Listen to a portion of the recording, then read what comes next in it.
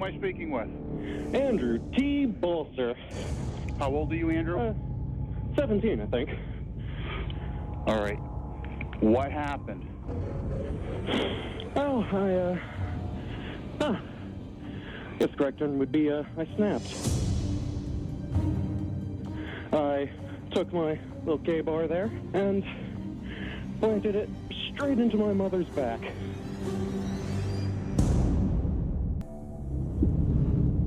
And what else happened, Andrew? Well, she's lying on my floor. Oh, yeah, that's messy. And, my father woke up to her screams. I stabbed the out of him. Given that it was Halloween, I think it's always in the mind of dispatch that there may be a prank or a hoax when a phone call comes in that is shocking and extraordinary and outside of what they might normally expect, particularly in this small community in a small town in Maine. And pretty quickly, I think the detective realizes that this is likely not a hoax. It starts to give us a very early indication that Andrew Bolser has a lot more going on to him psychologically than what may meet the eye initially. Oh, I stabbed the dog too. She was barking. You stabbed the dog as well? Yeah. Okay. Oh, a little one. And you're sure they're dead? Can we get help to them right now? Yeah, there's no helping them. Bolser sounds jovial. He's laughing. You can almost see him smirking even though you can only hear him. The detective is trying to keep Bolser on the phone to give him some time to figure that out, determine if there are any other potential victims nearby, and to decide how best to move forward. I need you to listen to me, Andrew. Is there anybody else in the house? Well, my brother was.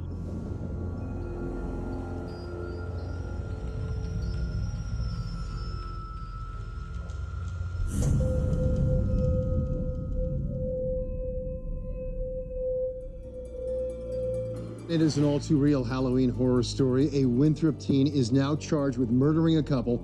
State police say they found the bodies of 47-year-old Alice Bolser and her husband Antonio Bolser inside their home on Pine Knoll Road in Winthrop. They're very generous, kind people. Antonio is a retired Coast Guardsman.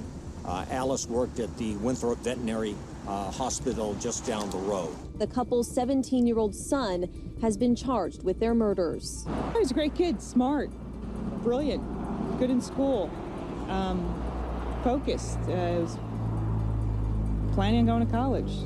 So it doesn't make sense. It's a shocker that this could happen.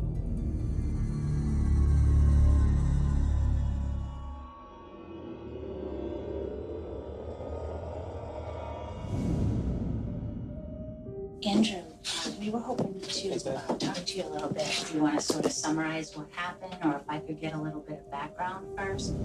Whatever works. Are you still in high school? I'm a senior. How did you like school? It was all right. I mean, learned things in classes, but never connected to students. And what classes did you take this year? Let's see, there was maybe calculus, maybe chemistry, physics, horticulture went in there, and Latin 4. Okay, so you're quite bright. Yes. He self-admits that he's not really connected to other people. He really lacks that ability to form interpersonal relationships. It could be because he doesn't have the empathy to do so. He just doesn't have even the motivation to have that kind of interpersonal interaction that most of us all crave and want. He doesn't desire it. Is there anything bad about your childhood? Anything really traumatic in your background? Nothing I can recall. I'm wondering if you could sort of give me a little bit of clarity about how all of these events that bring you here occurred. I woke up, got lunch. I cranked out my homework for about 4 hours or so. So I took a shower, painted my nails, and just sat about messing about for a while. Just kind of existing, I guess. My mother was, I think she was sleeping. She had a late night, went to a party up one of her friends there. It was like the Halloween dress-up party, whatever. Okay. And my father was sound asleep on his chair, so. Okay, and you're getting along with them fine? Yeah. Yeah. And then what happens? And let's see, I just loaf about till 9 o'clock, then I go lay down in bed. I don't remember much, I just remember it being about 1:30 in the morning. I'm shaking there and I have a knife in my hand. So you're in your room from about 9 to 1:30 when you find yourself holding the K-bar. I assume I did. It's really all blurry. I keep a lot of swords and whatnot in my room. This is the thing I'd like to have. At this point, he's completely dissociated from what's going on. He has this clarity when it comes to what he did after he took a shower. Specifics, but as soon as it comes to the murder, it's all blurry, and he doesn't remember. And I assume that I commit the murder because I had a knife in my hand. These are things that somebody is doing to try to distance themselves. It seems like he's trying to come up with a reason why he's not responsible or trying to defer responsibility, but he doesn't quite know it yet. Okay, and so what are you thinking at this point? I'm not really thinking words, I guess. It's just occasionally I just have a tone going through my head. A tone? Yeah, it's, what was it? It was 13 kilohertz, I think I've figured it to be around there. So just a high-pitched, constant tone. Okay. And how is your general physical feeling? I just don't really feel anything. I do realize that I just, straight up murdered both of my parents there, so I know I should be having some sort of guilt or remorse. But honestly, at the moment, I just don't feel much of anything. So it's unclear if he's starting to lay the grounds for being incompetent and that maybe he's hearing auditory hallucinations, or if he's talking about this tone as it's a symptom of tinnitus or some medical condition, and it has a parallel to him feeling agitated. We just don't know. But what is also very interesting to hear and shows that he has some self-awareness and insight is that he's saying to the detectives that he should feel bad. He understands that what he just did was significant by society's standards, but he's admitting he doesn't feel anything. Okay. And can you tell me everything about You're remembering a bit more clearly now. I was sitting there with a knife. I got up, walked to my parents' bedroom. Both of them were sleeping in there. I reached out my hand to my mother. She hugged me around the neck there and said something along the lines of, are you just having a rough evening? Come on, let's go to your room. I'll sit with you. And so I walk in with her holding the knife in my hand. I don't think she saw it. And I go to hug her, and as I do, I pull up the knife and stab there. So just a few moments ago, we heard him describe being unclear of the details of the night, saying that it was blurry. But as they're unfolding now, they actually seem crystal clear. Walser sounds excited about recounting the story, almost proud of an accomplishment, like he's talking about a a fish he caught in a tournament, but he's describing killing his mother. I bring the knife down into her bag. She yells, and my father comes rushing in, and I lunged at him, I suppose. And he fights me back a little bit, trying to push me away and hit me, and I just swing and stab there. Have you ever thought about killing your mom and dad before? I'm sure the thought may have crossed my mind, but nothing too substantial ever came of it. I believe was the case there. It was more of a feeling of, pardon my language, just these people, rather than, I'm actually going to kill them.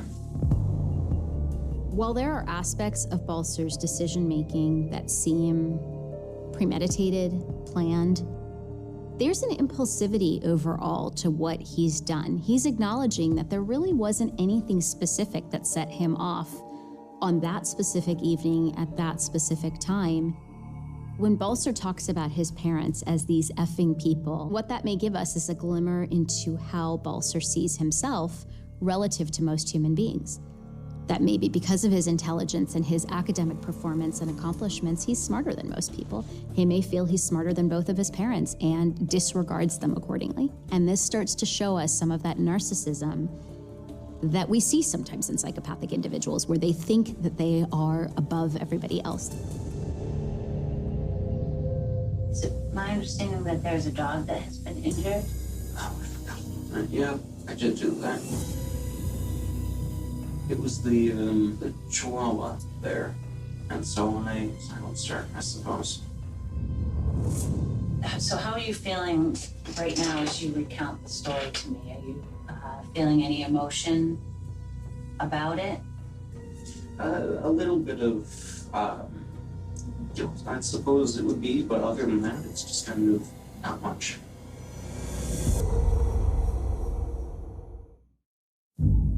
Okay.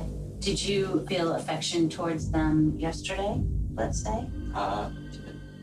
My mother would always be condescending in a way, and my father just honestly looked like he didn't care about it, so.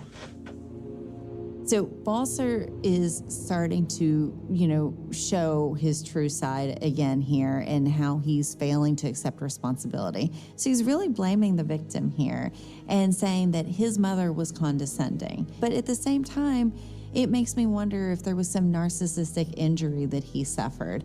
Like, he has such a high perception of himself and he's so superior that when she interacted with him, perhaps it came off as condescending, and he didn't like that because it insulted his ego.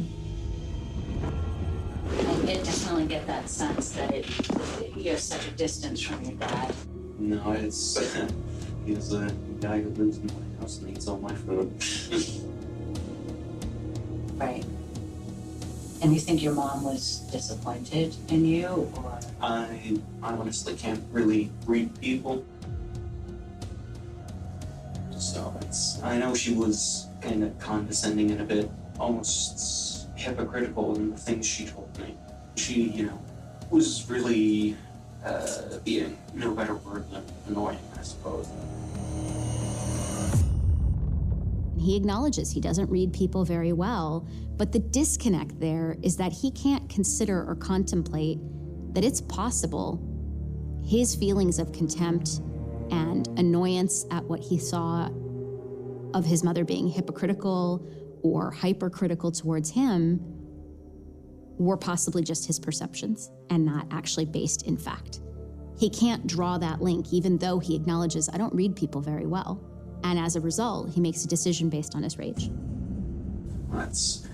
Both of my parents are dead by this time. I figure I should call the police. So that's what I did. Do you remember saying anything else? I don't remember, but as I was sitting in the police car, I was just singing a few things to pass the time, I suppose. Pass the time? Yes. Okay, what were you singing? It's what's his name? Luciano Pavarotti. You had had said that you hadn't really put thought into the aftermath, but as you're planning it, what does the completion of the goal look like? Just both my parents dead. That was really my only goal in the thing.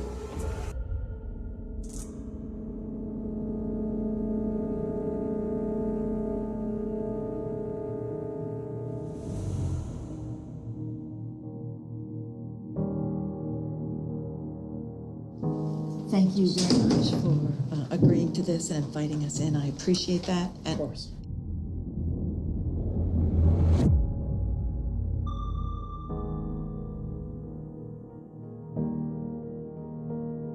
I have gender identity issues. right, and you were afraid to share with your parents, in particular your father. The thing is, I did share it with them when I was about 3 or 4 years old, and it was kind of quickly beaten out of me, you know? I never told my brother about it because of fear of what he would do as well, because that's the way my parents had reacted, so. So these reasons just accumulated one after the other. Straight up fear, you know? But it's more than that. Is I was always, my parents had raised me to kind of think that family comes first. You know, you don't do anything to make the family look bad, to hurt the family. Going forward, what do you think is going to happen? Okay. What I would like is I go in the courtroom, plead guilty, I go to the sentencing, they hand me a cookie and a glass of milk, and they say, you're free to go. What you never hear from Andrea Balser is any acknowledgement about truly the seriousness of this when she's making light of it by drawing parallel to cookies and milk. It's misplaced. It's not an off-the-cuff statement. It really is some indication that Balser might use the words of remorse, but really has no clue what that's about. But you do feel remorse. I do. That's... Only a monster would not feel remorse at that kind of thing. You know, I'm not happy that all of this happened. It just traded one hell for another, you know?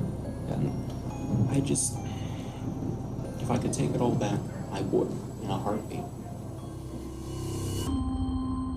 She says, well, I'm not happy this happened, as if she has suffered in this scenario, when in fact, again, she's the one that inflicted the harm. While it's not uncommon for adults who have been abused as children to avoid disclosing that abuse, the timing of Balser's disclosure doesn't really support that that is what happened, that there was a delay in reporting. It's important to remember at the outset of this investigation, detectives asked Balser if there were ever any experiences of trauma or abuse. And Andrea's words were, "Not that I can think of."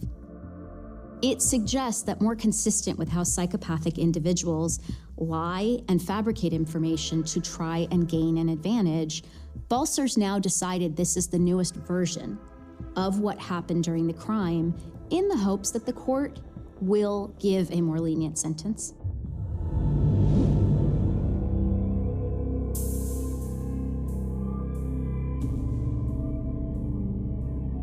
One by one, family and friends spoke up in court. They say Allie and Tony Balser were kind, caring, and loving. I am horrified by the knowledge that Alice's last conscious thought was of her being murdered by her own son. To justify these killings because of sexual identity or gender dysphoria beliefs is truly a cowardly act, and Andrea should be ashamed of herself for it.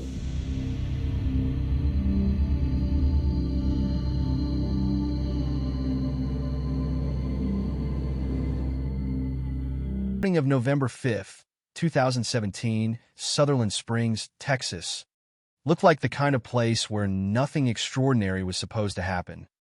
It was a small community, the kind of place where a church could be more than a building. It could be where families gathered, where children grew up, where grandparents and parents and friends saw one another from week to week. On that Sunday morning, people entered the First Baptist Church expecting something ordinary. A service, a gathering, a familiar routine. There was no reason for the congregation to believe that before the morning was over, their community would be changed forever. Inside the church were people from several generations. Children were there. Adults were there. Elderly members of the congregation were there. Some families had deep connections with one another, and in a community as small as Sutherland Springs, the people inside the church were not simply a collection of strangers occupying the same room. They were members of a closely connected community. At approximately 11:20 in the morning, a white SUV approached the church. Inside was 26-year-old Devin Patrick Kelly. He was wearing black tactical clothing, body armor, and a black mask. He was carrying a Ruger AR-556 semi-automatic rifle and multiple magazines. What happened next would become one of the deadliest mass shootings in the history of Texas, and one of the most devastating attacks ever experienced by an American church community. Kelly began firing. The first shots killed 2 people outside the church. He then entered the building, where the congregation was gathered for its Sunday service. At first, the people inside did not necessarily understand what the sounds meant. Then the reality became unmistakable. Gunfire was moving through a place that, only moments earlier, had been devoted to worship. Kelly moved through the church and fired at people attempting to hide. The attack lasted approximately 11 minutes. In those 11 minutes, 26 people were killed and 22 others were wounded. Investigators later estimated that approximately 450 rounds had been fired. Those numbers are difficult to comprehend because statistics can make a tragedy appear abstract. 26 deaths can be written in a single line. 22 wounded can become another number in a report. 450 rounds can be reduced to a figure in an investigation. But each number represented a person who had entered the church that morning and had expected to leave when the service was over. Among the dead was the 14-year-old daughter of the church's pastor. The pastor and his wife were away from the church at the time of the shooting, but their daughter was among those who did not survive. Other families suffered multiple losses. Parents, children, grandparents, and other relatives were caught in the same attack. The scale of the loss was therefore not limited to 26 individual deaths. In a small community, the death of one person can affect an entire network of relatives, friends, and neighbors. Here, many people lost more than one member of their family. The tragedy would eventually raise questions that extended far beyond the 11 minutes inside. First Baptist Church. Investigators would have to determine why Kelly chose the church, whether anyone else had been involved, what had happened in the days and years leading up to the attack, and how a man with a history of domestic violence had been able to obtain firearms. The answers would reveal a chain of events that had begun long before the morning of November 5th. Devin Patrick Kelly was born in Texas in 1991.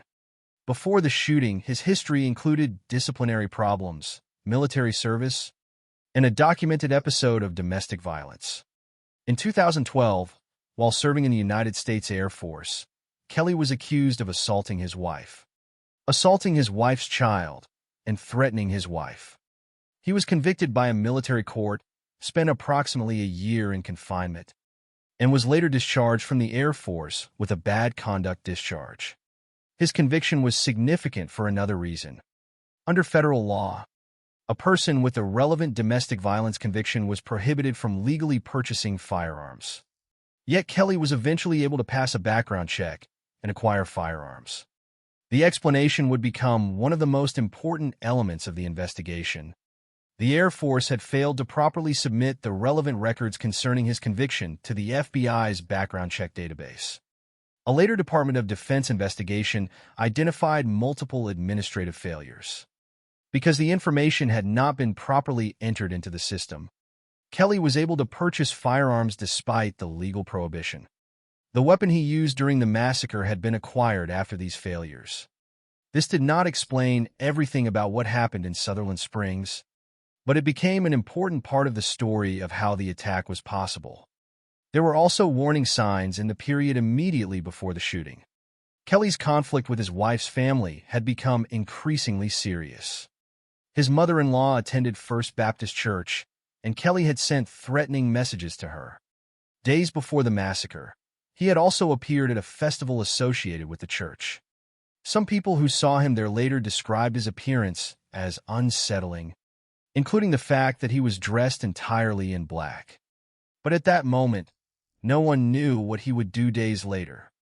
The connection between Kelly and the church would become one of the central questions after the attack. Investigators would eventually conclude that there was no evidence that the massacre had been motivated by religious or racial hatred. Instead, the investigation pointed toward his conflict with his wife's family. His mother-in-law was not present when the shooting occurred. However, the grandmother of Kelly's wife was inside the church and was among those killed. That distinction matters because it changes the way the attack is understood. This was not simply a random attack on an institution of Christianity. According to the investigation, it was connected to a personal conflict, yet the consequences extended far beyond the people involved in that conflict.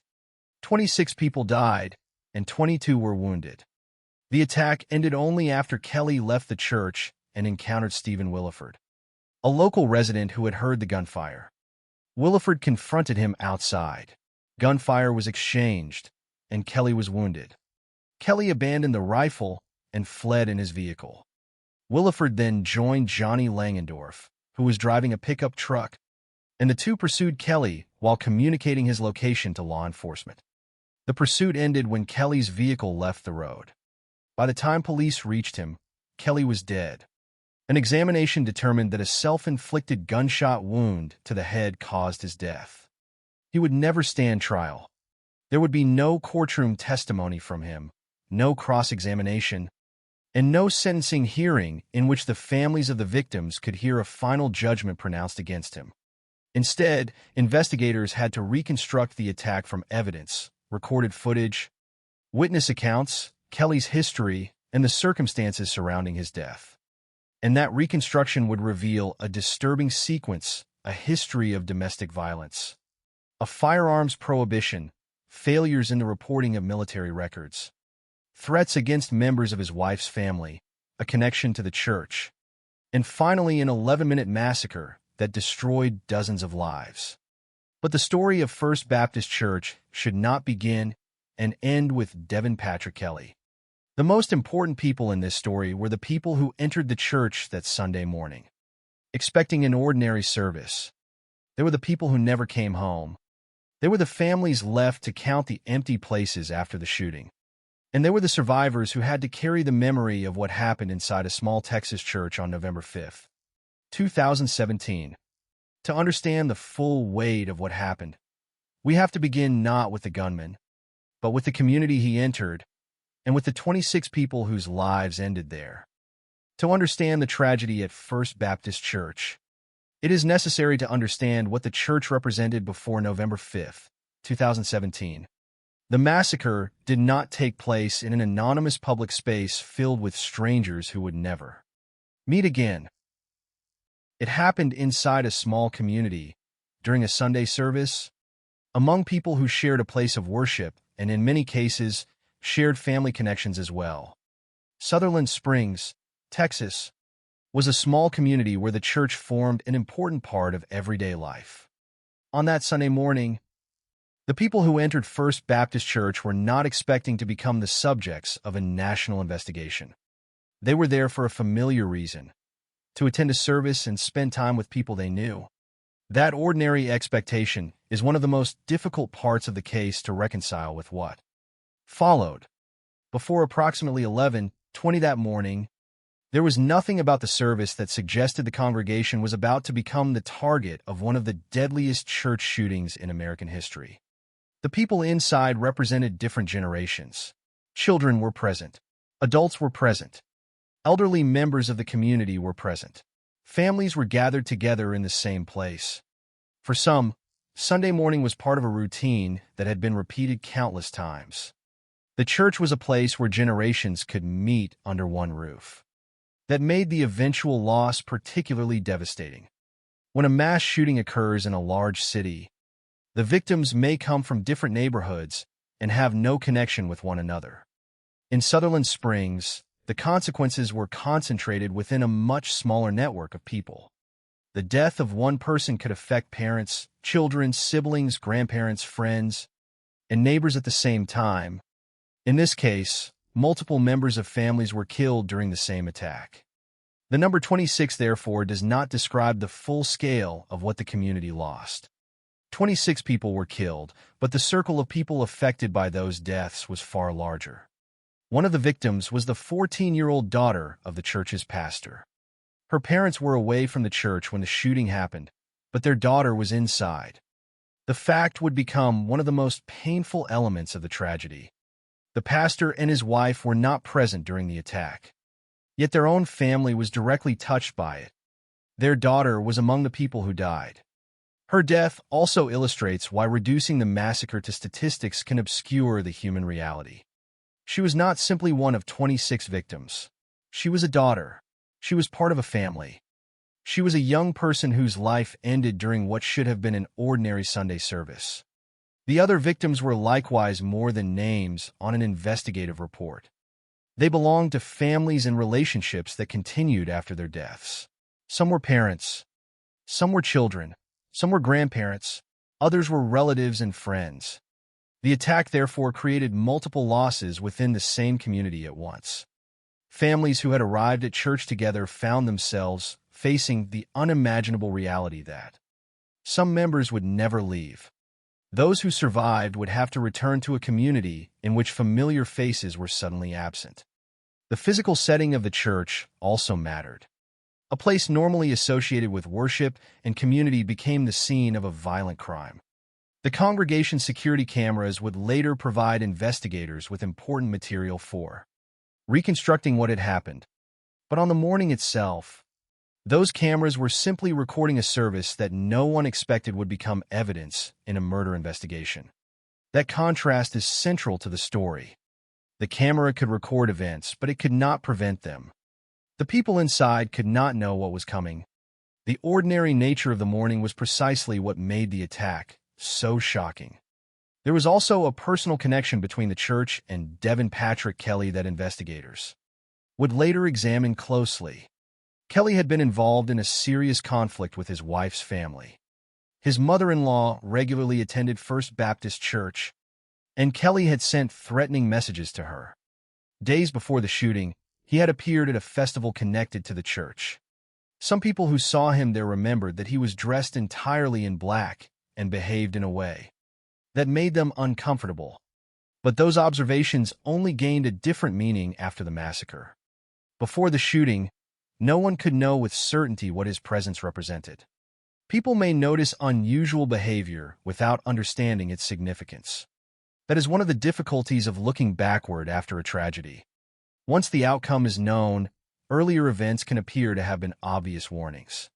At the time, however, they may have seemed isolated, strange, or simply unsettling. The investigation would later establish that Kelly was angry with his wife's family and that his mother-in-law had a connection to the church. Yet she was not inside the building on November 5th. Instead, the grandmother of Kelly's wife was among the people who were killed. This detail became important in understanding the motive. Investigators found no evidence that Kelly was carrying out a broader campaign against Christianity, or that the massacre was motivated by racial hatred. The evidence instead pointed toward a personal conflict that had reached the church because of its connection to his wife's family. But the consequences went far beyond that personal dispute. The people inside the church had not created Kelly's history of conflict. Many of them had no direct relationship with him at all. They became victims because they were present in the place he chose to attack. This distinction is important when telling the story. The victims should not be defined by the circumstances of their deaths or by their proximity to the gunman. Their lives existed before the attack. Even though the available information about the case is largely focused on what happened on that one morning, the surviving community would have to carry the consequences of that sudden interruption. 22 people survived after being wounded, while others survived physically but were left with the memory of what happened. The supplied facts do not provide individual accounts of each survivor's experience, and it would be wrong to invent thoughts, conversations, or emotions that have not been documented. What can be said is that the attack transformed the meaning of that Sunday morning for everyone. Connected to the church, a service that began as an ordinary gathering became the defining tragedy of the community. In the aftermath, the church itself became associated with remembrance and loss. The building that had once served as a place of worship was now also the location where 26 people had died. The community would eventually face the difficult question of what should happen to the physical place where the massacre occurred. The church later became a site of remembrance before the old building was eventually removed. But the destruction of a building could not erase what happened there. The people who died remained part of the community's history. Their absence would remain in the families who lost them and among the people who had known them. And while the victims and survivors became the human center of the tragedy, another story was developing outside the church, one that had begun years earlier with a man who would eventually walk in a First Baptist church carrying a rifle. Devin Patrick Kelly's history contained warning signs that investigators would later examine in detail. His disciplinary problems, his military service, his domestic violence conviction, and the subsequent failure to properly report that conviction would become essential pieces of the investigation. To understand how the events of November 5th became possible, the story must now move away from the congregation and follow Kelly's life before he arrived at the church. The next part begins there, not to give the attacker more importance than the victims, but to understand the chain of documented events that preceded the massacre and the warning signs that existed long before the first shot was fired. Long before Devin Patrick Kelly arrived at First Baptist Church on November 5, 2017, there was already a documented history behind him. That history does not provide a simple explanation for the massacre, and it cannot tell us exactly what he was thinking on the morning of the attack. But it does establish something important. The violence at Sutherland Springs did not emerge from a completely unknown past. There were earlier incidents involving discipline, aggression, and domestic violence. Years before the shooting, Kelly had already come into contact with institutions that were supposed to respond to dangerous behavior. To understand the case, those events have to be examined in sequence, without turning them into a fictional portrait or pretending that every warning sign inevitably leads to mass violence. Devin Patrick Kelly was born in Texas in 1991. At the time of the First Baptist Church massacre, he was 26 years old. The information available about his earlier life includes disciplinary problems during his school years. He was suspended from school on multiple occasions because of behavioral violations. These incidents did not, by themselves, predict the future. Many people experience disciplinary problems when they are young and never commit serious crimes. What makes Kelly's history significant is what happened later, when his behavior became connected to violence within his own family. After leaving school, Kelly joined the United States Air Force. Military service placed him within a highly structured institution, one with formal rules and disciplinary procedures. But his time in the Air Force eventually became one of the most important chapters in the history of the Sutherland Springs case. In 2012, Kelly was accused of assaulting his wife, assaulting his wife's child, and threatening his wife.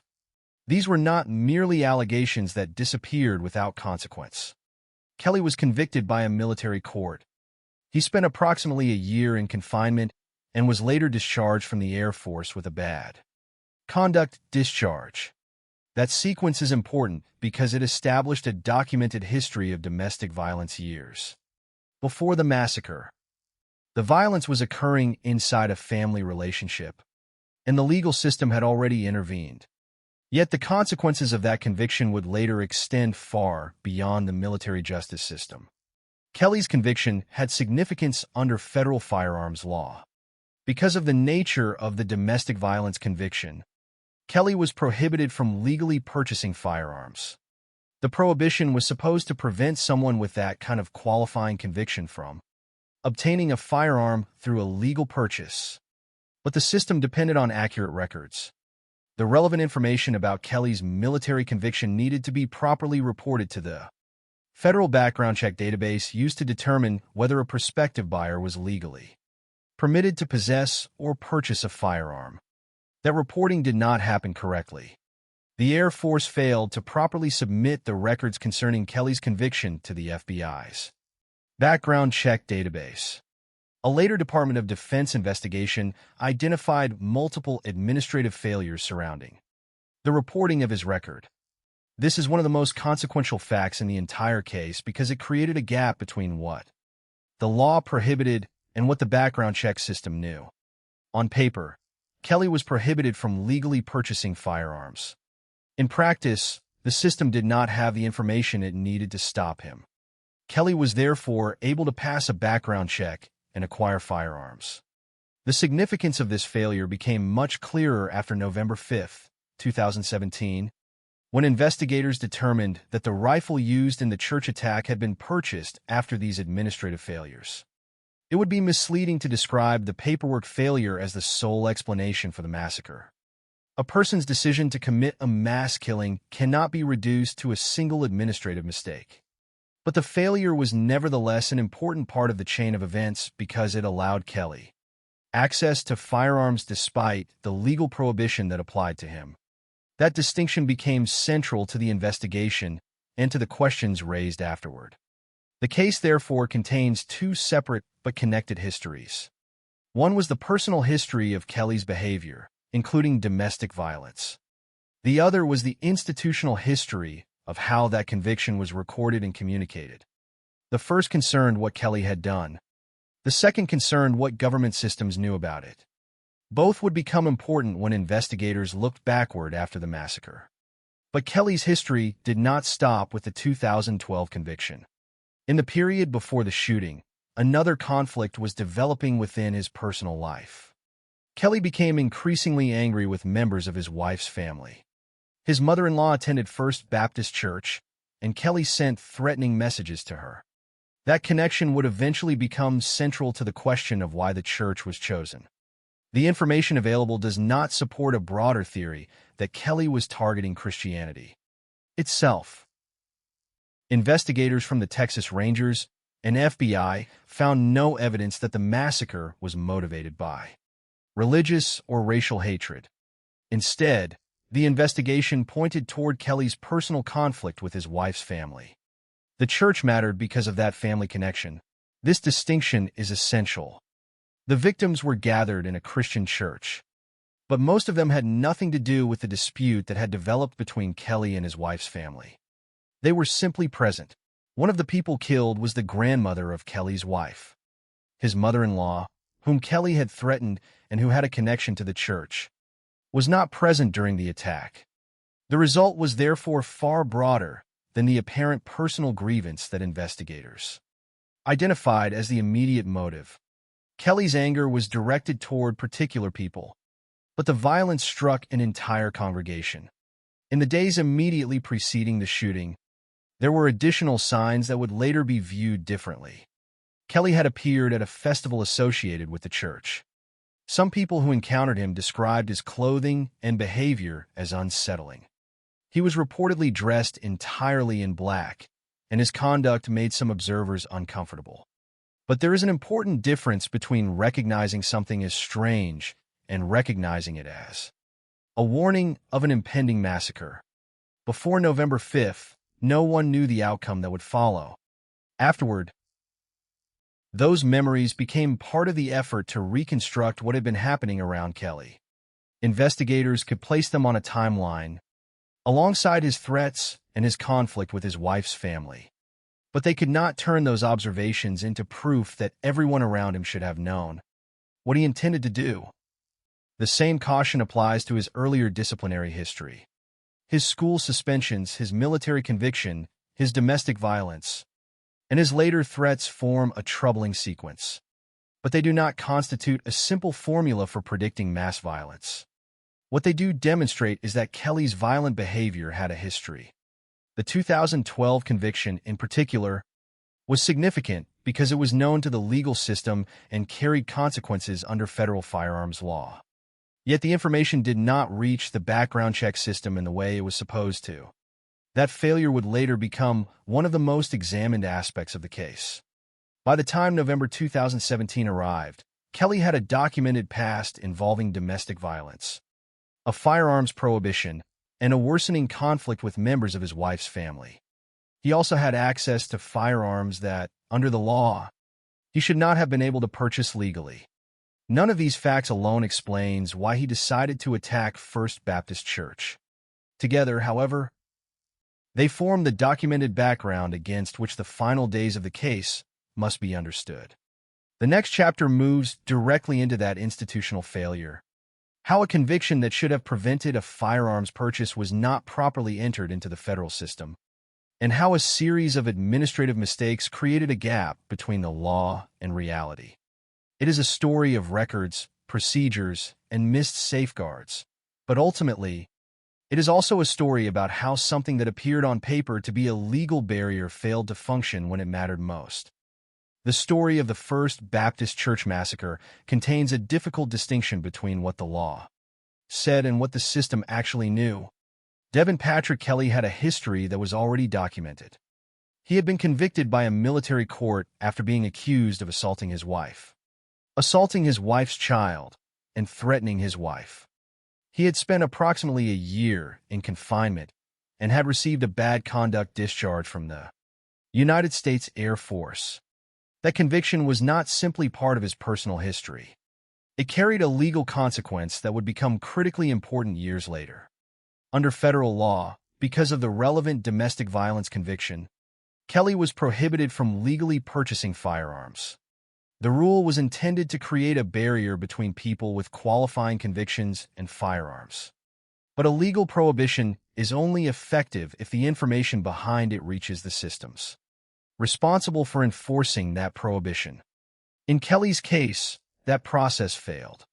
The Air Force did not properly submit the relevant records concerning his military conviction to the FBI's background check database. The failure was not described simply as one missing document or one isolated clerical mistake. A later Department of Defense investigation identified multiple administrative failures. Those failures created a gap between Kelly's legal status and the information available during a firearms background check. The law treated Kelly as someone who was prohibited from legally purchasing firearms. The database used to conduct the background check did not properly contain the information needed to identify that prohibition. That difference would become one of the most consequential facts in the entire Sutherland Springs investigation. It is important, however, not to turn this part of the story into something it was not. The administrative failure did not cause Kelly to decide to commit mass murder. The decision to attack the church remained his own. But the failure meant that a legal safeguard did not operate as intended. It allowed him to pass a background check and acquire firearms despite the prohibition connected to his conviction.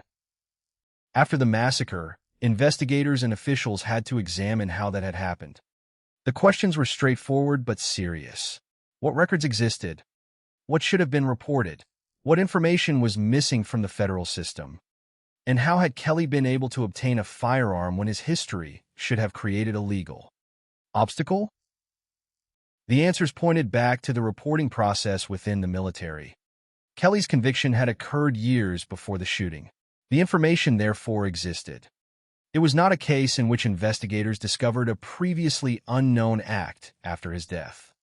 The problem was that the relevant record had not been properly transmitted into the system used for firearms background checks.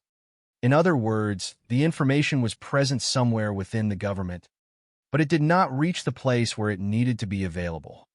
This distinction became central to the later investigation because it demonstrated how a failure at one stage of an administrative process could have consequences much later. A conviction from 2012 became connected to a mass shooting in 2017. Between those 2 points was a chain of records, procedures, reporting responsibilities, and errors. The later Department of Defense review, identified multiple failures in that chain. The significance of those failures became even clearer because Kelly was eventually able to purchase firearms after the reporting problems occurred. The rifle used during the First Baptist Church attack was acquired after those failures. That fact gave the administrative investigation a direct connection to the events of November 5th. Without the properly reported conviction, the background check process did not identify Kelly as prohibited in the way it should have. Again, this does not establish a simple alternative history in which correcting one database entry automatically guarantees that the massacre would never have happened. Such certainty is impossible. What can be established is narrower and more concrete. Kelly was legally prohibited from purchasing firearms because of his qualifying domestic violence conviction. The relevant information was not properly reported to the FBI's background check database, and Kelly subsequently passed a background check and obtained firearms. Those facts became part of the official examination of the tragedy. But the background check failure was only one part of the warning history surrounding Kelly. There was also the escalating conflict with his wife's family. His mother-in-law attended First Baptist Church, and Kelly had sent threatening messages to her. The church, therefore, had a direct connection to a personal dispute that had developed before the massacre. In the days leading up to the shooting, Kelly appeared at a festival associated with the church. Some people who encountered him remembered that he was dressed entirely in black and behaved in a way that made them uncomfortable. After the massacre, those memories became part of the larger timeline investigators examined. Yet hindsight creates a danger. Once an event as terrible as a mass shooting has occurred, earlier unusual behavior can appear more obvious than it actually was at the time. A person dressed strangely at a public event may be remembered differently after that person becomes a mass murderer. A threatening message may take on a more frightening meaning once investigators know what happened afterward. The existence of warning signs does not mean that every person who encountered them could have predicted the future. What investigators could do was assemble those details into a chronological record. Kelly had a history of domestic violence. He had a conviction that created a federal firearms prohibition. That conviction was not properly reported to the FBI's database. He had developed serious conflict with his wife's family. He had sent threats to his mother-in-law. He had a connection to the church through that family, and he had appeared at a church-related event shortly before the shooting. None of these facts, taken individually, provides a complete explanation for the massacre. Together, they describe the circumstances surrounding the man who would eventually arrive at First Baptist Church carrying a rifle. The question of motive also required careful examination. In the immediate aftermath of the shooting, the location naturally raised fears that the attack might have been motivated by hostility toward Christianity. First Baptist Church was a Christian congregation, and the victims had been attending a Sunday service. But the investigation by the Texas Rangers and FBI did not find evidence that Kelly was carrying out a religious or racial hate crime. Instead, investigators identified his conflict with his wife's family as the nearest explanation for why the church became the target. His mother-in-law was not present on the morning of the massacre. However, the grandmother of Kelly's wife was inside and was killed. That fact demonstrates how the violence expanded beyond the personal conflict that investigators believed had motivated it. A dispute involving specific people became an attack on an entire congregation. Most of the people inside the church had no role in that dispute. They were not participants in Kelly's family conflict. They were simply present in the place he chose to attack. The investigation, therefore, had to separate two questions that could easily become confused: why Kelly was angry and why so many innocent people became victims. The first could be connected to his family conflict. The second was the consequence of his decision to use violence against an entire gathering. Investigators also examined whether Kelly had acted alone. According to the supplied information, they found no evidence of a co-conspirator. That meant the reconstruction would focus primarily on Kelly, his documented history, his communications, his access to firearms, the church's security footage, and the evidence recovered after the attack. The camera system inside the church would later help investigators understand the sequence of events. The background check failure, meanwhile, provided a separate but equally important line of inquiry into how Kelly had obtained the weapon. By this point, the story had moved far beyond a single morning in a small Texas community. It had become a case involving personal violence, family conflict, institutional records, firearms restrictions, and failures in administrative reporting. Yet none of those questions had prepared the people inside First Baptist Church for what would happen on November 5th. They began that Sunday with the expectation of another ordinary service. Outside, Kelly was approaching the building in a white SUV. He was wearing tactical clothing, body armor, and a black mask. He was carrying a Ruger AR, 5.56, and multiple magazines. The warnings, the records, and the administrative failures had already happened. The next stage would take place in real time, beginning at approximately 11:20 in the morning. And once the first shots were fired, the distinction between a warning on paper and a threat in the real world would disappear.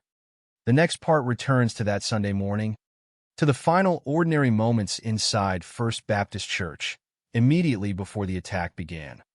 November 5th, 2017 began as an ordinary Sunday in Sutherland Springs, Texas. At First Baptist Church, the congregation gathered for its regular service, bringing together people from different generations and from families closely connected within the small community. Children were there. Adults were there. Elderly members of the congregation were there. For the people inside the building, the morning was defined by the familiar rhythm of Sunday worship. Nothing in the supplied record suggests that they knew they were entering a moment that would later become one of the darkest chapters in the history of their community. Their attention was on the service and on the people around them, not on the possibility that violence was approaching. That ordinary setting is important because the attack did not begin after a public warning or during a confrontation that everyone could see coming. It emerged in the middle of a gathering that was taking place as part of the congregation's normal life. First Baptist Church was connected to the community not only through worship, but through relationships.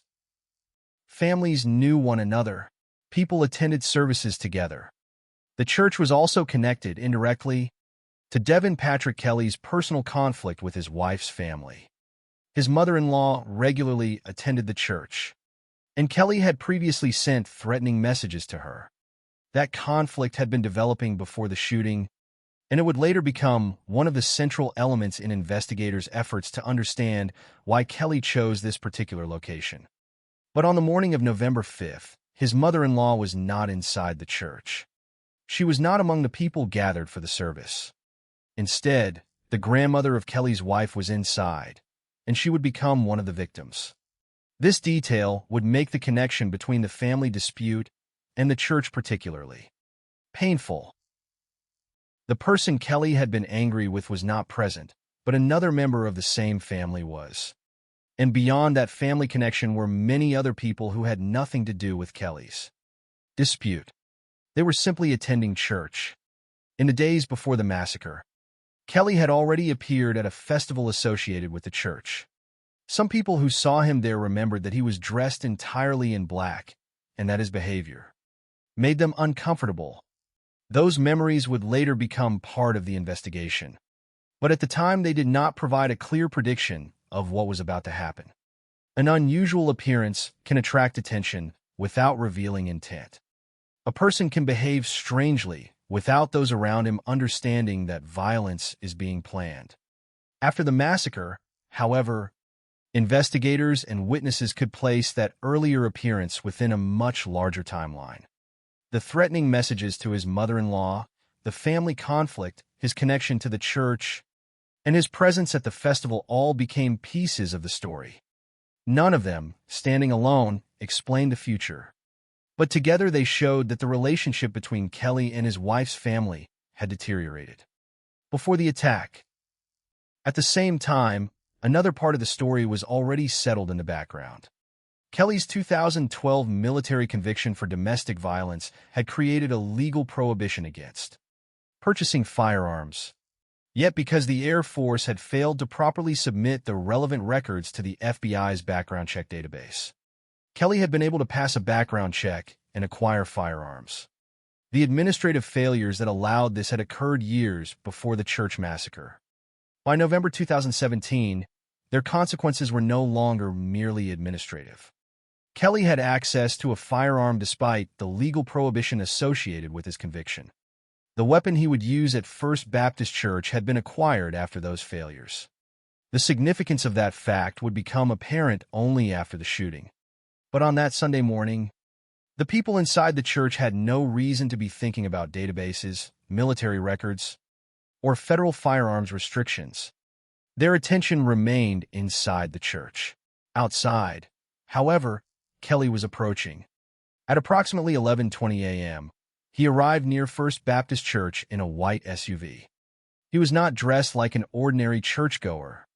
He wore black tactical clothing, body armor, and a black mask. He carried a Ruger AR-556 semi-automatic rifle and multiple magazines. The equipment he brought made clear that this was not an accidental confrontation or a spontaneous argument.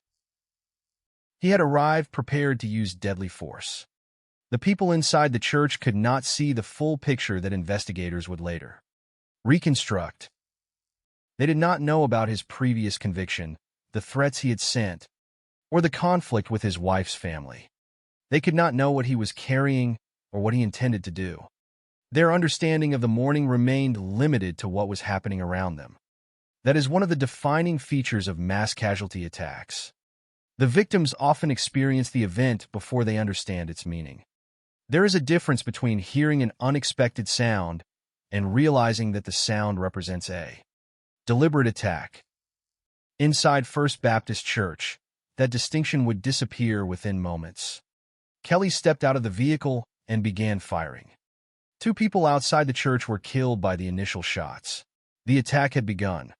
Kelly then moved into the church, taking the violence from the area outside the building into the congregation itself. What happened next unfolded quickly, but for the people inside, those minutes would divide their lives into a before and an after. The service that had begun as a familiar Sunday gathering was suddenly interrupted by gunfire. The people who had arrived together were forced into a situation they could not have anticipated. Some attempted to hide. Others were wounded. Many would not survive. The church's security cameras would later provide investigators with material that helped reconstruct the sequence. But at the moment the attack was happening, there was no investigator standing outside the scene, no complete timeline, and no way for those inside to know how long the violence would last. There was only the immediate reality of gunfire inside a place where people had gathered to worship. The attack continued for approximately 11 minutes. Investigators later estimated that Kelly fired approximately 450 rounds. By the time the shooting ended, 26 people had been killed and 22 others wounded. The victims ranged in age from children to elderly members of the community. Multiple families lost several relatives. Among the dead was the 14-year-old daughter of the church's pastor. Her parents were away from the church that morning, but their daughter had been there.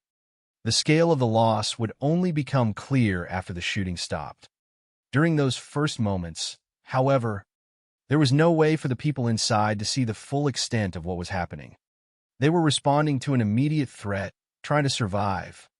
Outside the church, the sound of gunfire eventually reached the attention of a local resident, Stephen Williford. His response would become a crucial turning point in the attack. Williford heard what was happening and armed himself before confronting Kelly outside the church. But before that confrontation could take place, the gunman had already spent approximately 11 minutes moving through the congregation. The morning had begun with families gathering in a familiar place. It had moved through the arrival of a man carrying a rifle and wearing body armor.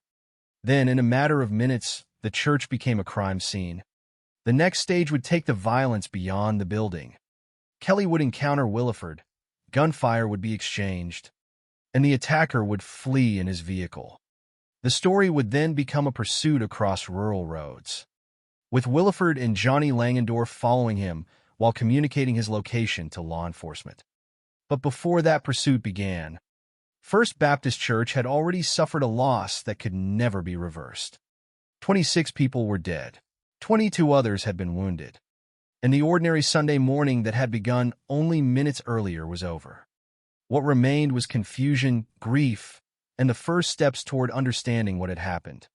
The next part follows the moments immediately after Kelly left the church, when Stephen Williford confronted him, and the attack moved from the congregation to the road outside Sutherland Springs. At approximately 11:20 a.m. on November 5, 2017, the ordinary Sunday service at First Baptist Church in Sutherland Springs changed in an instant. Devin Patrick Kelly had arrived near the church in a white SUV. He was wearing black tactical clothing, body armor, and a black mask, and he was carrying a Ruger AR-556 semi-automatic rifle along with multiple magazines. The people inside the church could not have known everything that had led him there. They could not have seen the history that investigators would later reconstruct. The domestic violence conviction, the conflict with his wife's family, the threats toward his mother-in-law, or the administrative failures that had allowed him to obtain firearms despite his legal prohibition. From inside the church, the morning was simply a Sunday service. Then the first shots were fired. Kelly began shooting outside the building, killing 2 people before entering the church. The transition from the outside of the building to the congregation itself happened quickly. What had been a gathering of families and members of the community became the scene of a mass shooting. The people inside were confronted with gunfire in a place where they had gathered for worship. The supplied information does not provide individual accounts of what every victim or survivor thought or said during those moments. And it would be wrong to invent dialogue or private thoughts. What can be established is that the congregation was caught in a rapidly unfolding attack, and that some people attempted to hide as Kelly moved through the church. The church's security cameras later became an important source of evidence, allowing investigators to reconstruct the sequence of the attack. For investigators, the recordings were part of a larger effort to understand what happened minute by minute. For the people who had been inside, those minutes were experienced not as a sequence of evidence, but as an immediate struggle to survive. The attack lasted approximately 11 minutes. That period is short when measured against an ordinary day, but the consequences were enormous. Investigators later estimated that Kelly fired approximately 450 rounds during the attack. By the time the shooting ended, 26 people had been killed and 22 others had been wounded. The victims represented several generations. Children were among them. Adults were among them. Elderly members of the community were among them. Some families lost multiple relatives during the same attack. The tragedy therefore spread through the community in ways that a simple casualty figure cannot fully express. A person who died inside the church was not only a victim recorded in an official report. That person was also a member of a family, a friend, a neighbor, or someone whose presence was part of the ordinary life of Sutherland Springs.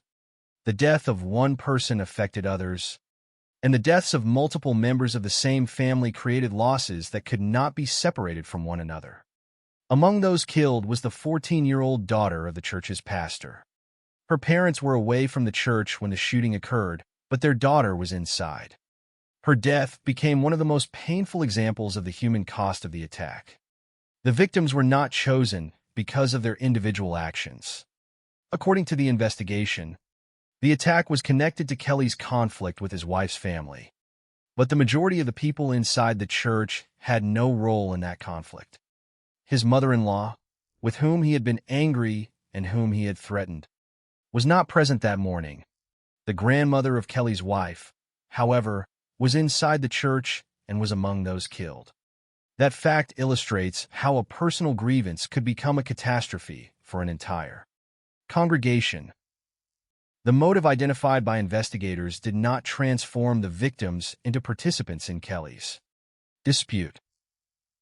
They remained people who had been attending a church service when the attack began.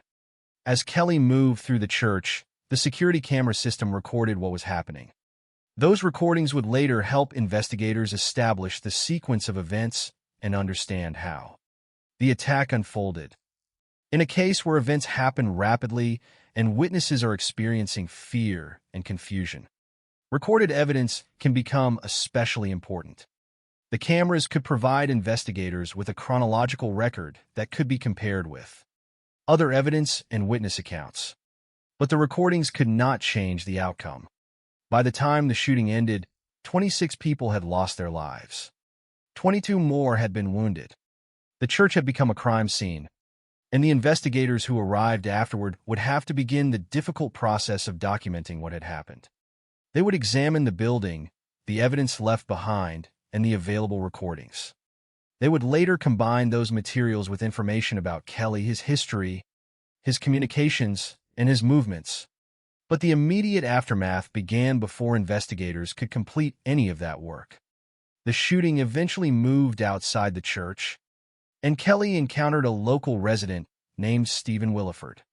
Williford had heard the gunfire. He obtained a firearm and confronted Kelly outside the building. The encounter became the first direct resistance to the attack. Williford fired at Kelly and struck him, injuring him in the leg and upper body. Kelly responded with a handgun and then fled toward his vehicle. He left the rifle behind as he escaped.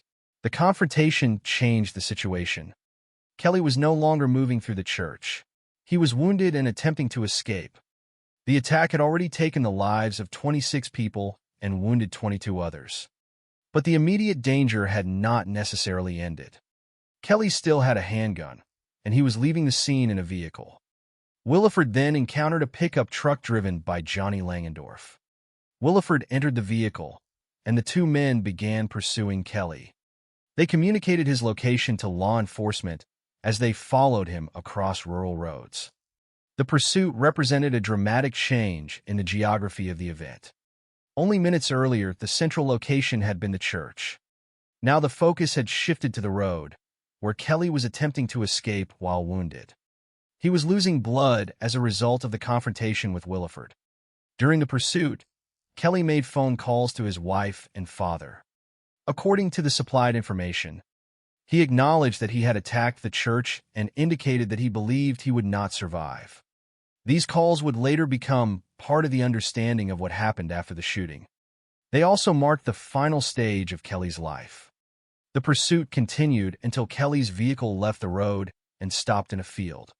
When law enforcement reached the vehicle, Kelly was dead. An examination later determined that a self-inflicted gunshot wound to the head caused his death. His other injuries were consistent with the earlier confrontation outside the church. The end of the pursuit meant that Kelly would never return to the church. But it also meant that he would never appear in court to answer for the 26 deaths and 22 injuries.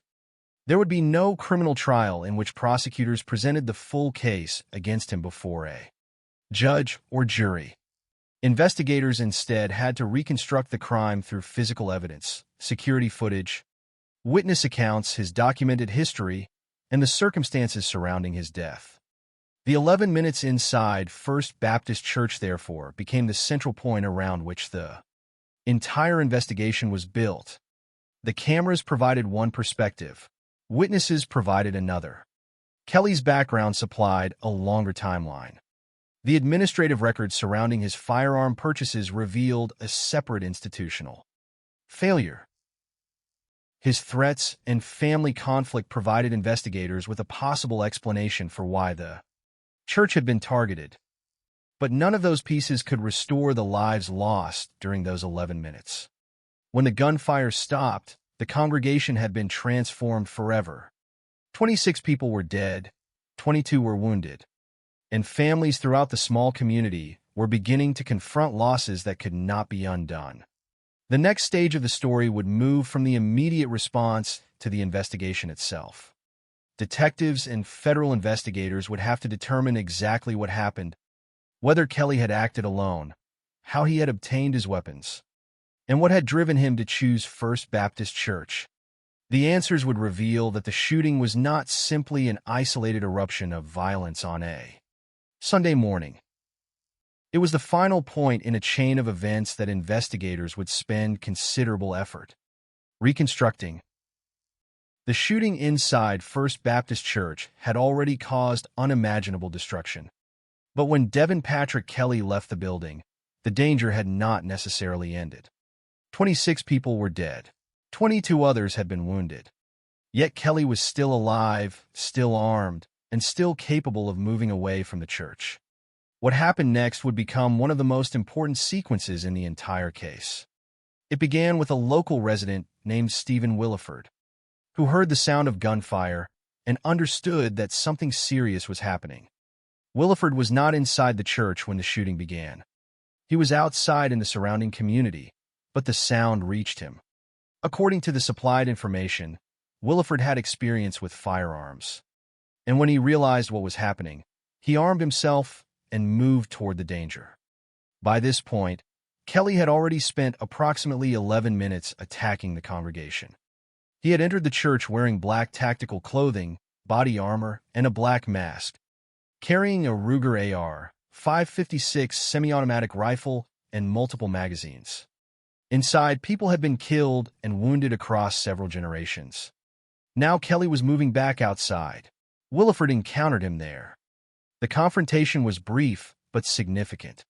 The two men exchanged gunfire, and Williford struck Kelly, injuring him in the leg and upper body.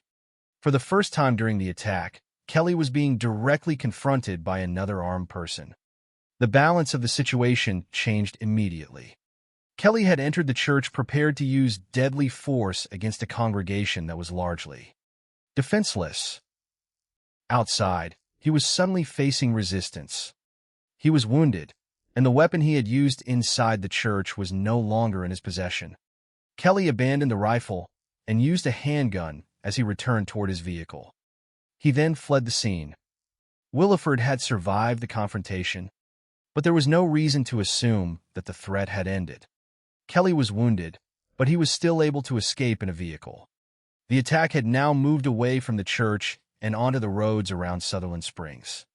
Williford needed a vehicle to follow him. That was when Johnny Langendorf entered the sequence of events. Langendorf was driving a pickup truck when Williford encountered him. Williford got into the vehicle, and the two men began pursuing Kelly. What followed was not a carefully organized police operation. It was an immediate response by two local men who were attempting to keep track of a wounded gunman who had just carried out a mass shooting. They communicated Kelly's location to law enforcement as they followed him. Their actions helped provide police with information about the direction in which Kelly was traveling. The pursuit took place across rural roads, moving the investigation beyond the church itself. For investigators, the road became another part of the crime scene. For Williford and Langendorf, however, the immediate objective was much simpler: keep Kelly in sight and make sure authorities knew where he was going. Kelly was wounded and losing blood. The injuries he had sustained during the confrontation with Williford were serious enough to affect his condition, but he was still able to drive. His vehicle continued along the road as Williford and Langendorf followed. At this point, the events of the morning had entered their final stage. Kelly had already attacked the church. He had been confronted and wounded. He had escaped in his vehicle. Now law enforcement was being directed toward his location. The pursuit also created a link between the people at the church and the authorities responding to the shooting. The first emergency response had been driven by the sound of gunfire and the immediate need to stop the attack. The next response involved tracking the attacker after he fled. According to the supplied information, Kelly made phone calls to his wife and his father while he was fleeing. During those calls, he acknowledged that he had attacked the church and indicated that he believed he would not survive. These calls would later become part of the reconstruction of his final movements. They also provided an important piece of information about his state at the end of the pursuit. He understood that he had been seriously wounded and that law enforcement was likely closing in. The supplied material does not provide a complete transcript of those conversations, so there is no basis for recreating the calls word for word. What can be established is that Kelly acknowledged his responsibility for the attack and expressed the belief that he would not survive. Meanwhile, Willeford and Langendorf continued following him. The roads through the rural area became the setting for the final minutes of Kelly's life. Behind him was the church where 26 people had died and 22 had been wounded. Ahead were law enforcement officers being directed toward his location. His own injuries were worsening, and his ability to continue the escape was becoming increasingly limited. Eventually, Kelly's vehicle left the road and came to a stop in a field. The pursuit was over.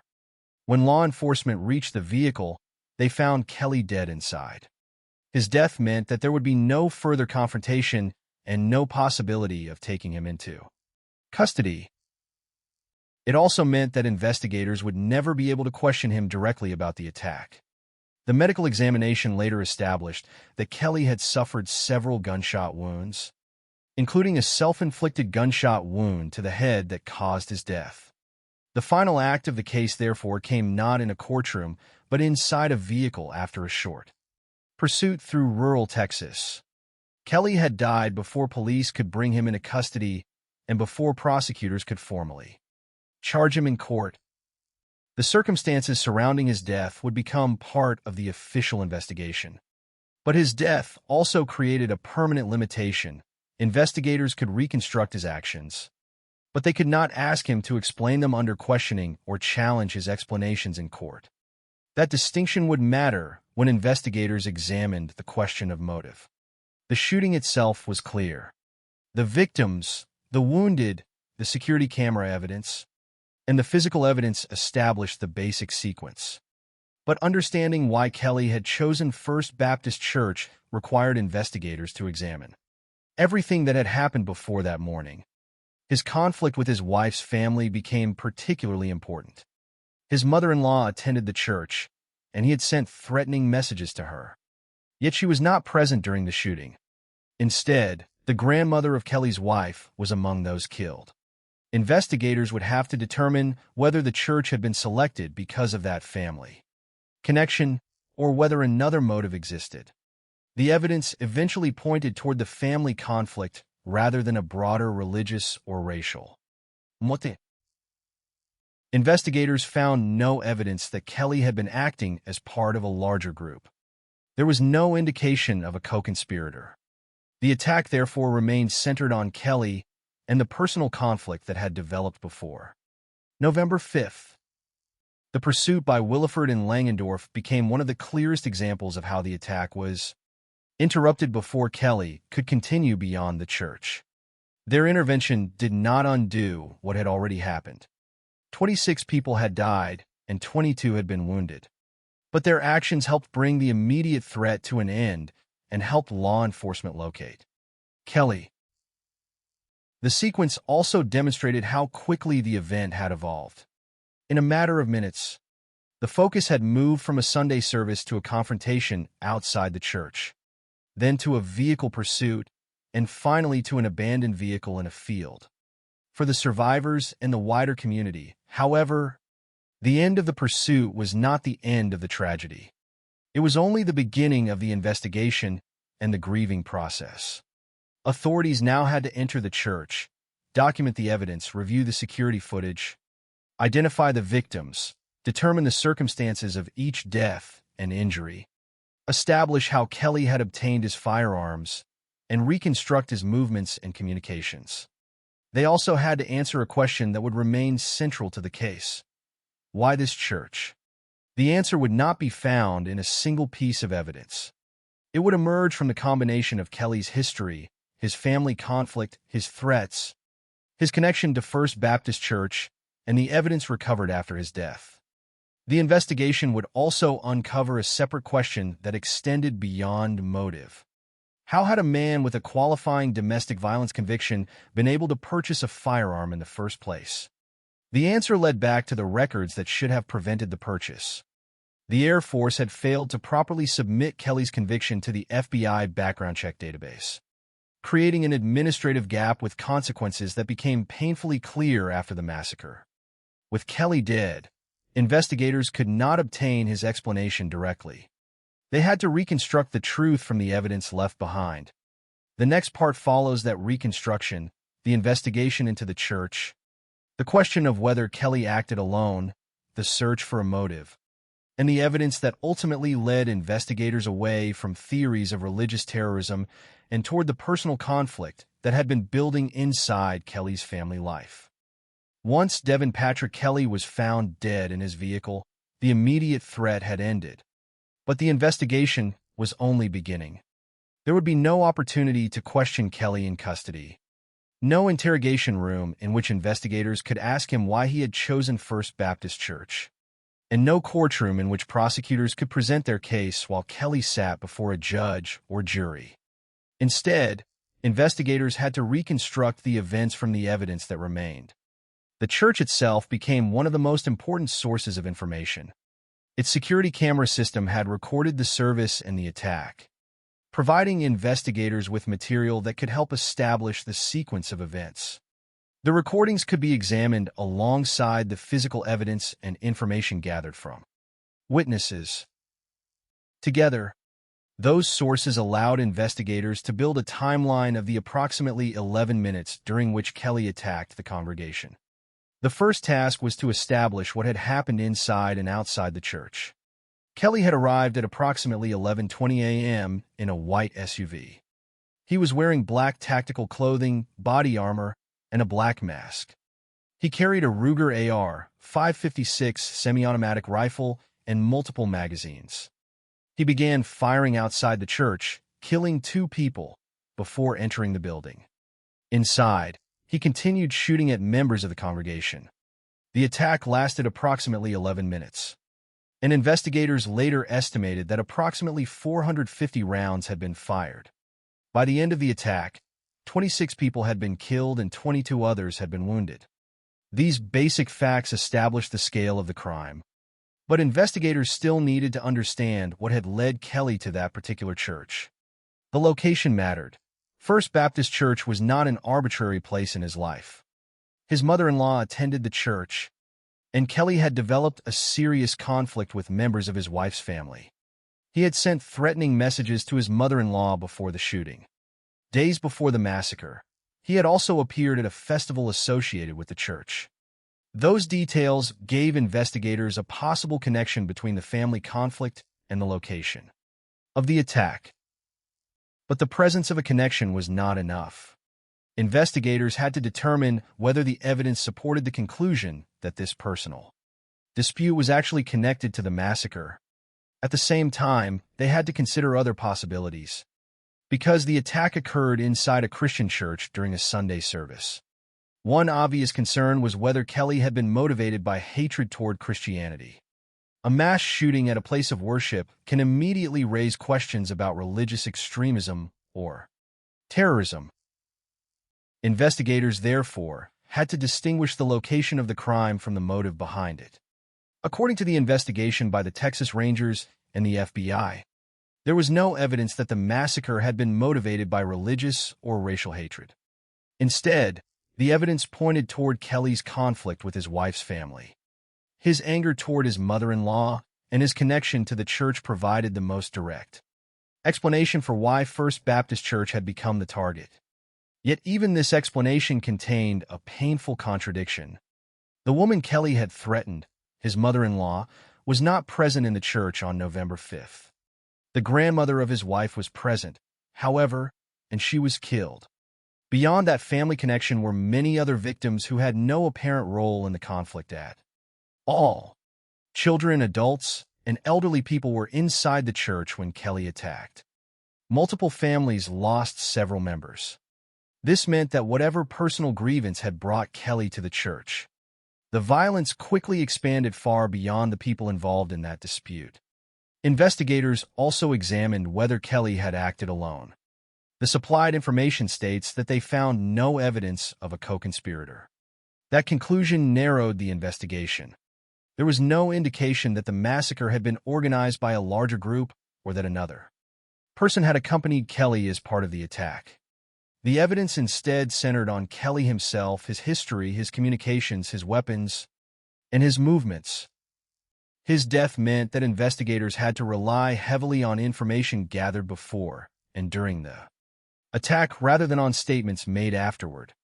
The phone calls he made while fleeing became relevant because he acknowledged to his wife and father that he had attacked the church and indicated that he believed he would not survive. Those communications helped confirm his responsibility for what had happened. His final movements were also consistent with the sequence already established through witnesses and other evidence. After being confronted by Stephen Williford, Kelly had fled in his vehicle. Williford and Johnny Langendorf pursued him while communicating his location to law enforcement. Kelly eventually left the road, and police found him dead inside the vehicle. His death, therefore, did not create uncertainty about whether he had carried out the attack. The larger investigative challenge concerned the circumstances surrounding it. Why had he become capable of such violence? Why had he chosen a church connected to his wife's family? And how had he obtained the firearm despite his legal prohibition? The investigation into his firearms access revealed another important chain of evidence. Kelly had been convicted by a military court in 2012 following allegations involving domestic violence. Because of that conviction, he was prohibited under federal law from legally purchasing firearms. The Air Force, however, had failed to properly submit the relevant conviction records to the FBI's background check database. A later Department of Defense investigation identified multiple administrative failures. Because the conviction was not properly reflected in the federal system, Kelly was able to pass a background check and acquire firearms. The rifle he used in the attack had been purchased after those reporting failures. This discovery created a second investigative narrative running alongside the question of motive. One narrative concerned Kelly himself, his history of violence, his family conflict, his threats, and his decision to attack the church. The other concerned the institutional systems that were supposed to recognize his legal firearms. Prohibition. Investigators and officials, therefore, had to examine not only what Kelly had done, but also how he had been able to obtain the means to carry out the attack. The distinction is important because it prevents the case from being reduced to a single cause. The administrative failures did not explain why Kelly decided to murder people at First Baptist Church. They did, however, help explain how he was able to legally acquire a firearm despite a prohibition that should have prevented such a purchase. Likewise, the family conflict provided investigators with a likely motive for targeting the church, but it did not explain the scale of the violence against people who had no involvement in that dispute. The investigation had to hold both realities at the same time. One was the personal grievance. The other was the catastrophic decision to direct violence against an entire congregation. The evidence also changed how earlier events were understood. Kelly's appearance at a church-related festival shortly before the shooting, where some people remembered his black clothing and unsettling behavior, became part of the timeline. His threatening messages to his mother-in-law became more significant when viewed alongside the massacre. His history of domestic violence became more consequential because of the later attack. But investigators had to avoid treating every earlier incident as proof that the massacre had been inevitable. A troubling history is not the same as a complete explanation. The purpose of the investigation was not to invent a psychological story that could never be proven. It was to establish what could be supported by evidence. The available evidence showed that Kelly had a history of domestic violence, that he had been legally prohibited from purchasing firearms, that his conviction was not properly reported to the FBI database, that he had developed a serious conflict with his wife's family, and that he had threatened his mother-in-law. It also showed that he attacked First Baptist Church, that he killed 26 people and wounded 22, that he was confronted by Williford, and that he died shortly afterward. What investigators did not have was a living suspect who could explain his own intentions. That missing voice would remain one of the permanent limitations of the case. There would be no trial in which Kelly could be questioned under oath. There would be no defense argument from him. There would be no opportunity for prosecutors to challenge his explanation. Instead, the investigators had to rely on the evidence left behind. Their conclusions pointed toward a personal family conflict rather than religious or racial terrorism, and they found no evidence of a co-conspirator. The result was a disturbing picture of an attack that was personal in origin, but enormous in consequence. A conflict within one family had become connected to a church filled with people who were largely uninvolved in that conflict. A documented domestic violence conviction had become connected to a firearms background check failure. And an ordinary Sunday service had become a mass casualty crime scene. By the time investigators had assembled these pieces, one fact was already beyond dispute. Kelly would never face a courtroom. His death had ended the possibility of a conventional criminal prosecution.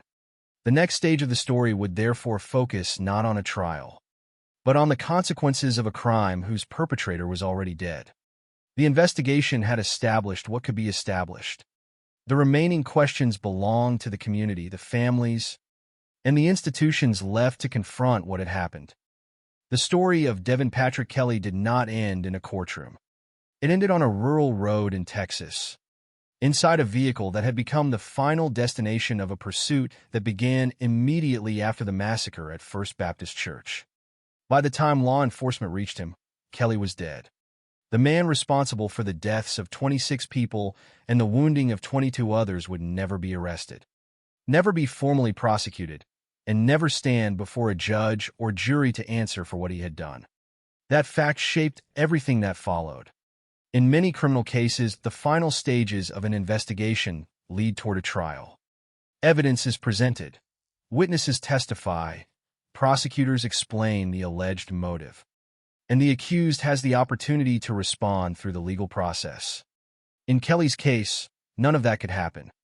His death brought the immediate threat to an end, but it also permanently closed the possibility of obtaining answers directly from him. Investigators, therefore, had to rely on the evidence that remained. The church's security camera recordings, physical evidence, witness accounts, his documented history, his communications, and the circumstances surrounding his death. The final moments began after Kelly fled First Baptist Church. Stephen Williford had confronted him outside and shot him, injuring him in the leg and upper body. Kelly abandoned the rifle he had used during the attack and continued his escape with a handgun. He reached his vehicle and drove away from the church. Williford then encountered Johnny Langendorf, who was driving a pickup truck. Williford entered the truck, and the two men pursued Kelly while communicating his location to law enforcement. The pursuit moved across rural roads as Kelly attempted to escape. He was already wounded and losing blood. During this period, he made calls to his wife and his father. According to the supplied information, Kelly acknowledged that he had attacked the church and indicated that he believed he would not survive. These calls became part of the reconstruction of his final movements. They were significant because Kelly was acknowledging responsibility for the attack while he was still fleeing. Yet even these communications could not provide the kind of complete explanation that a later interrogation or trial might have produced. The information available does not contain a full transcript of the calls, and there is no basis for creating dialogue that has not been documented. What can be established is that Kelly understood the seriousness of his situation and believed that he would not survive. The pursuit eventually ended when his vehicle left the road and came to a stop in a field. When law enforcement reached the vehicle, Kelly was dead. The examination that followed established that he had suffered several gunshot wounds, including a self-inflicted gunshot wound to the head that caused his death. His death therefore brought the physical pursuit to an end before police could take him into custody. It also eliminated the possibility of a conventional criminal prosecution. There would be no indictment followed by a trial, no sentencing hearing, and no direct testimony from Kelly explaining his actions. The absence of a trial is an important part of the case because it changes how the facts were established. Investigators could still determine what had happened. They could examine the evidence and reconstruct the timeline. But they could not place Kelly under questioning and demand answers to the questions that remained. Why had he chosen the church? What did he intend to accomplish? How did he understand the people inside? What, if anything, did he believe would happen after the shooting? Those questions could not be answered by him in a courtroom. Instead, investigators examined his history and the evidence surrounding the attack. One of the most important areas was his conflict with his wife's family. Kelly's mother-in-law attended First Baptist Church, and he had sent threatening messages to her. Days before the shooting, he had also appeared at a festival associated with the church. Some people remembered his black clothing and behavior as unsettling. Those details became more significant after the massacre because they provided context for the connection between Kelly and the church. Investigators from the Texas Rangers and FBI concluded that there was no evidence that the attack had been motivated by religious or racial hatred. The location was a Christian church, but the evidence pointed instead toward Kelly's personal conflict with his wife's family. His mother-in-law was not present during the shooting. The grandmother of Kelly's wife, however, was inside and was among those killed. This was one of the clearest examples of how far the consequences of Kelly's personal grievance extended. The people who died were not simply the individuals involved in the conflict that had preceded the attack. Most were members of the congregation who had no role in the dispute. Children, adults, and elderly people were all among the victims. Multiple families lost more than one relative. The investigation also found no evidence of a co-conspirator. Kelly had acted alone according to the available evidence. That conclusion narrowed the focus of the case, but it did not make the tragedy easier to understand. The absence of an accomplice meant that investigators were examining the actions of one person. But those actions had affected an entire community. The attack had begun with a personal conflict and ended with 26 people dead. The second major area of investigation concerned firearms access. Kelly's 2012 military conviction had created a federal prohibition against legally purchasing firearms. Yet the Air Force had failed to properly submit the relevant conviction records to the FBI's background check database. A later Department of Defense investigation identified multiple administrative failures. Because the information was not properly reflected in the background check system, Kelly was able to pass a background check and purchase firearms. The rifle he used during the massacre had been acquired after those failures. This became one of the most important institutional lessons of the case.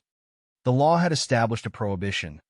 The system responsible for recognizing that prohibition did not have the necessary information. The result was a gap between legal status and practical enforcement. It is impossible to know with certainty what would have happened if the records had been properly submitted. It would be inaccurate to claim that the massacre could definitely have been prevented. What can be said is that the system failed to identify Kelly as prohibited when he attempted to purchase a firearm, and that failure allowed him access to a weapon despite the legal restriction associated with his conviction. That distinction became central to the aftermath. The investigation was therefore not only an examination of a mass shooting. It was also an examination of how warning signs and institutional safeguards had interacted over time. Kelly had a documented history of domestic violence. He had received a military conviction and a bad conduct discharge. He had been legally prohibited from purchasing firearms. He had nevertheless obtained firearms because his conviction was not properly reported to the federal database. He had also developed a serious conflict with his wife's family and had threatened his mother-in-law. Then he had appeared at a church-related event shortly before the massacre. None of these facts can be used to claim that the attack was inevitable, but they became part of the documented history investigators had to examine after the fact. The tragedy also raised difficult questions about responsibility. Kelly's personal responsibility for the shooting was clear from the evidence. At the same time, the administrative failures raised questions about institutional responsibility. A conviction had been recorded. A legal prohibition existed.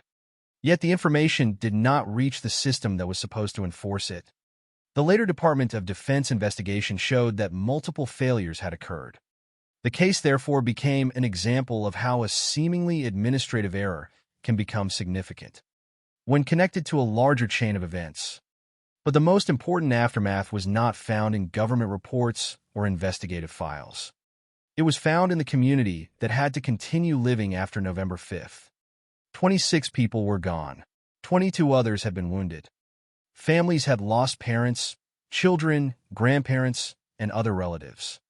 The 14-year-old daughter of the pastor was among the dead. The pastor and his wife had been away when the shooting occurred, but they returned to a reality in which their daughter was no longer there. The church itself became a physical reminder of the tragedy. It had been a place of worship before the shooting. Afterward, it became associated with grief, remembrance, and the lives that had been lost inside it. The old building would eventually be removed, but removing the structure could not remove the history attached to the place. The community had to carry the memory forward. The death of Kelly also meant that the families of the victims would never hear him explain himself. In court, there would be no final legal proceeding in which the evidence could be presented against him and a sentence imposed. Instead, the official record would have to serve as the reconstruction of what happened. It could establish the timeline. It could establish the number of victims. It could establish the evidence concerning motive, firearms access, and Kelly's final movements. But it could not restore what had been lost. In the end, the aftermath of First Baptist Church was defined by an absence that no investigation could fill. Kelly was dead, but the consequences of his actions remained. The families remained. The survivors remained. The community remained. And the questions raised by the case remained as well. How can warning signs be recognized before violence becomes irreversible? How can legal safeguards function as they are intended to function? And how does a small community rebuild after so many lives have been taken at once? The final chapter of this story, therefore, does not return to the gunman. It returns to the people who were left behind. Their losses, the memory of the victims, and the institutional questions raised by the massacre are what ultimately define the legacy of First Baptist Church.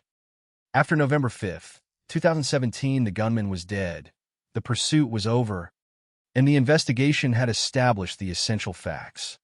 But for Sutherland Springs, November 5th, 2017 did not end when Devin Patrick Kelly died in a field.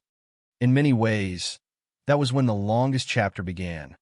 A small community had been forced to absorb a loss that was almost impossible to measure. 26 people were dead. 22 others had been wounded. Families that had entered First Baptist Church together that Sunday morning would never again be the same. The victims ranged in age from children to elderly people, and several families lost multiple relatives in the same attack. The numbers alone could never fully describe what had happened. 26 deaths represented 26 individual lives, each connected to people who had known them, loved them, and expected them to return home after the service. Among those killed was the 14-year-old daughter of the church's pastor. Her parents were away from the church that morning, but their daughter was inside. Her death became one of the clearest reminders that the attack did not distinguish between adults and children, or between people who had any connection to Kelly's personal conflict and those who had none. The majority of those inside the church were simply members of a congregation attending a Sunday service. They had no role in the dispute between Kelly and his wife's family. They had not chosen to become part of his conflict, yet they became its victims. This distinction is important when considering the motive established by investigators. The Texas Rangers and the FBI found no evidence that Kelly was motivated by religious or racial hatred. Although the attack occurred inside a Christian church, the investigation pointed instead toward his personal conflict with his wife's family. His mother-in-law attended First Baptist Church, and Kelly had previously sent threatening messages to her. Yet she was not present during the attack. Her mother, the grandmother of Kelly's wife, was there and was killed. The personal nature of the conflict therefore produced consequences that extended far beyond the people Kelly had been angry with. A private grievance became a public catastrophe. A dispute involving one family reached into an entire congregation and destroyed families that had nothing to do with it. That is one of the most difficult aspects of the case to reconcile. There was a recognizable connection between Kelly and the church, but there was no justification for the scale of the violence that followed. The investigation could identify a motive without turning that motive into an explanation that made the killings inevitable. The same caution is necessary when considering Kelly's earlier history. His record included disciplinary problems, domestic violence, a military conviction, confinement, and a bad conduct discharge. These events demonstrated that violence had already appeared in his life before the massacre. But a history of troubling behavior is not a crystal ball. It cannot tell investigators with certainty that a person will eventually commit mass murder. What it can do is reveal opportunities at which institutions might have intervened or were warning. Signs might have been taken seriously. The most significant institutional failure involved firearms records. Kelly's qualifying domestic violence conviction meant that federal law prohibited him from legally purchasing firearms. Yet the Air Force failed to properly submit the relevant conviction information to the FBI's background check database. A later Department of Defense investigation identified multiple administrative failures. Because the federal system did not properly contain the information, Kelly was able to pass a background check and purchase firearms. The rifle used in the First Baptist Church attack had been acquired after those failures. This fact became one of the most important lessons of the case. It demonstrated that a law can exist without functioning perfectly in practice.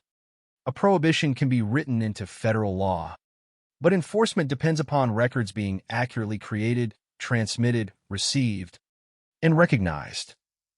When one part of that chain fails, a restriction that exists on paper may not operate in the real world. It would be too simple to say that the administrative error alone caused the massacre. The decision to attack the church belonged to Kelly. No database entry can explain a person's decision to kill 26 people. At the same time, it would also be inaccurate to ignore the significance of the failure. Kelly had a conviction that should have prevented a legal firearm purchase. The information needed to enforce that prohibition was not properly transmitted. He passed the background check and obtained a firearm.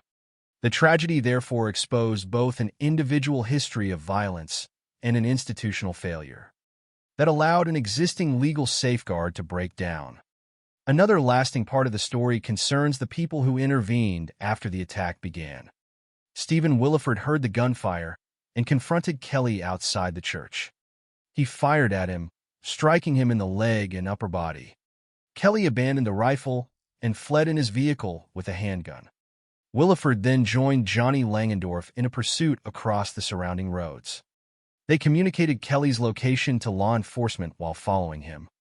Their actions became part of the sequence that brought the immediate threat to an end. But even their intervention came after the worst damage had already occurred. 26 people were already dead, and 22 had already been wounded. Their actions could not reverse those losses. They could only help prevent the situation from continuing. The fact that Kelly died before police could take him into custody also shaped the legacy of the case. There was no criminal trial. There was no sentencing. There was no courtroom confrontation in which prosecutors could present every piece of evidence, and a jury could return a verdict. Kelly could not be questioned directly about his motive, his preparations, or his intentions. Investigators, therefore, had to reconstruct his actions from the evidence he left behind. Security footage helped establish what happened inside the church. Witness accounts and physical evidence helped establish the events outside. His communications during the pursuit confirmed his responsibility for the attack. His history and threats helped investigators understand the connection to his wife's family. And the firearms records revealed the administrative failures that had allowed him to obtain weapons. The result was a reconstruction rather than a courtroom judgment. The absence of a trial also meant that the final word in the story could not belong to the perpetrator. There was no opportunity for him to shape the narrative through testimony or explanation. The surviving record instead centered on the victims, the evidence, and the consequences of the attack. For the families, however, an official reconstruction could never be equivalent to justice in the ordinary sense. A report can establish how someone died. It cannot restore that person. A database investigation can explain how a firearm was obtained. It cannot return a child to a parent. A security recording can establish the sequence of an attack. It cannot erase the memory of those who survived it. First Baptist Church eventually became more than a crime scene. It became a place associated with remembrance and mourning. The building that had once served as a familiar center of worship became permanently linked to. November 5th. In time, the old structure was removed, but the destruction of the physical building did not erase the history attached to it. The memory remained with the community and with the families of the victims. That may be the most enduring lesson of Sutherland Springs. The story is not ultimately about the clothing Kelly wore, the weapon he carried, or the vehicle in which he died. Those details help reconstruct the crime, but they are not its meaning. The meaning is found in the people who were inside the church and in the families who were forced to live with their absence. It is found in the warning signs that existed before the shooting, the institutional failures that allowed a prohibited firearm purchase, and the questions that followed about how such failures might be prevented. Most importantly, it is found in the recognition that mass violence does not end when the attacker is dead. The physical attack may last minutes. Its consequences can last for generations. On November 5th, 2017, a Sunday service in a small Texas community became a tragedy that would be remembered across the United States. 26 people lost their lives, 22 others were wounded, and countless relatives, friends, and neighbors were left to confront the consequences. Devin Patrick Kelly died before he could face a courtroom, but his death did not close the case in the larger sense. Investigators still had to establish what happened. Officials still had to examine the failures that preceded it. And the community still had to remember the people who were taken. In the end, the most important names in this story are not those of the institutions or the weapons. They are the names and lives of the victims. They were parents, children, grandparents, relatives, friends, and members of a community who went to church on a Sunday morning expecting an ordinary day. They did not know that 11 minutes would change Sutherland Springs forever. Remembering them means refusing to let the tragedy be reduced to a number. 26 people died. 22 survived with injuries. Behind those figures were families, relationships, memories, and futures that were suddenly altered. That is where the story of First Baptist Church ultimately belongs.